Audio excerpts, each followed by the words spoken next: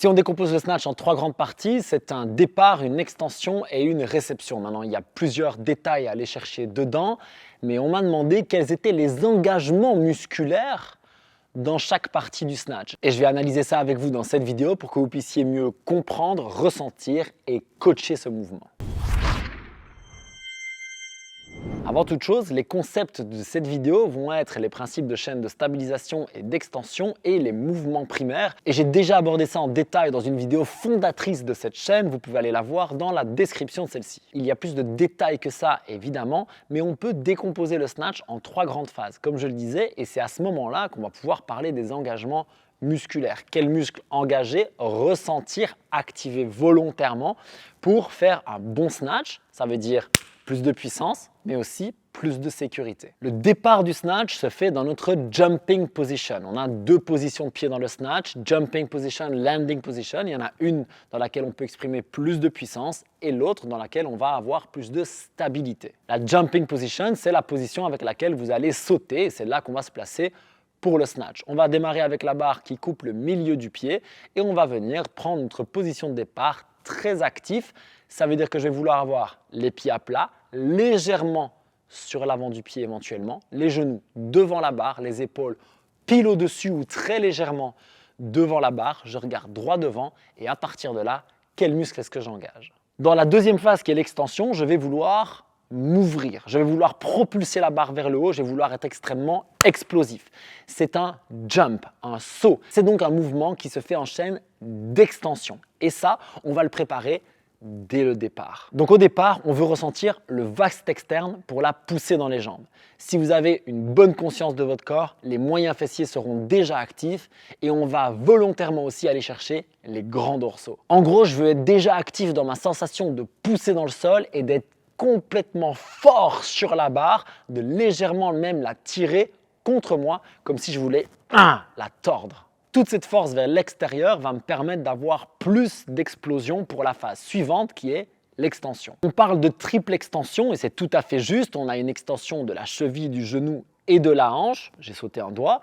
Et on va aussi avoir le shrug en fin de mouvement. Tout ça, mais par définition, ça s'appelle bien la chaîne d'extension. C'est comme un arc holo. On va vouloir ressentir la contraction maximale des quadriceps, principalement le vaste externe ici qui va faire un boulot énorme.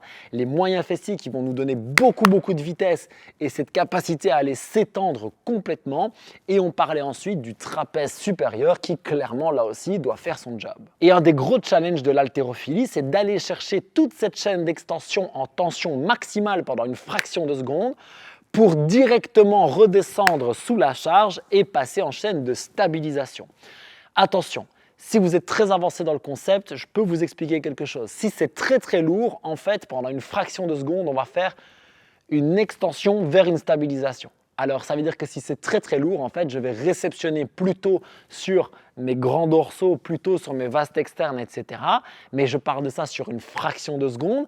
Ce qui est important à comprendre, surtout quand je le coach, c'est qu'en fait, quand je stabilise la charge overhead, par définition, je stabilise. Je veux donc une chaîne de stabilisation, une torsion interne pour ceux qui sont familiers avec le terme de chez StrongFit. Et donc, je veux à ce moment-là mes obliques et mon transverse super engagés.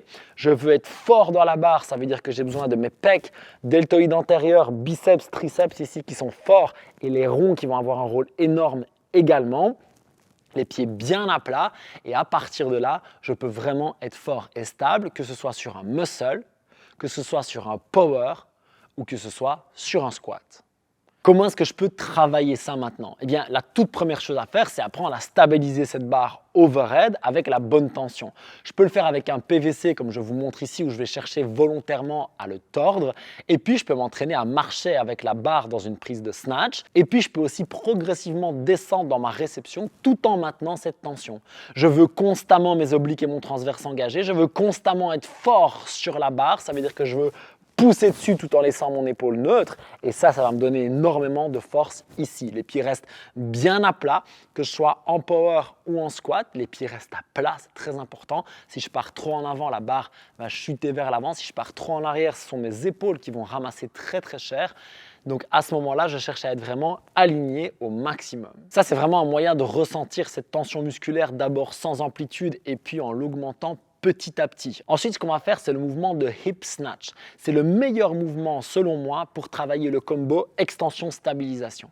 Le tall snatch, ça va être vraiment ce principe de faire une extension puissante et de tirer sous la barre activement et d'aller faire une stabilisation active où je vais vraiment gainer, rester en bas, être certain d'avoir fait un bon mouvement. Je peux tout à fait commencer par faire ça avec un PVC d'abord. Ce que je veux ressentir, c'est vraiment extension-stabilisation. Extension-stabilisation. C'est super fort pour progresser en snatch et bien sûr, c'est un outil que je vous donne pour votre coaching. J'ai parlé ici des 2 dernières phases et comment est-ce que je vais améliorer la première. La première, le meilleur exercice, c'est le lift off au ralenti. Donc le snatch pull où je vais en fait juste faire le départ jusqu'au genou et redescendre. Je veux vraiment sentir qu'à ce moment-là, je suis très fort sur mes cuisses, je suis très fort dans mes dorsaux, je suis hyper fixé au niveau du dos. Je suis un fucking bloc, mais ouvert pour pouvoir derrière envoyer hyper fort sur l'extension. Faites 2-3 reps de ceci, vous allez voir les jambes vont brûler à mourir et à partir de là, montez progressivement sur les charges. Vous devriez normalement pouvoir faire ça jusqu'à 100 à 110%, voire même 120 pour les meilleurs. Et si vous parvenez à garder ce contrôle sur ces charges-là, le jour où vous allez devoir faire votre snatch à 100%, eh bien ça va devenir nettement plus facile.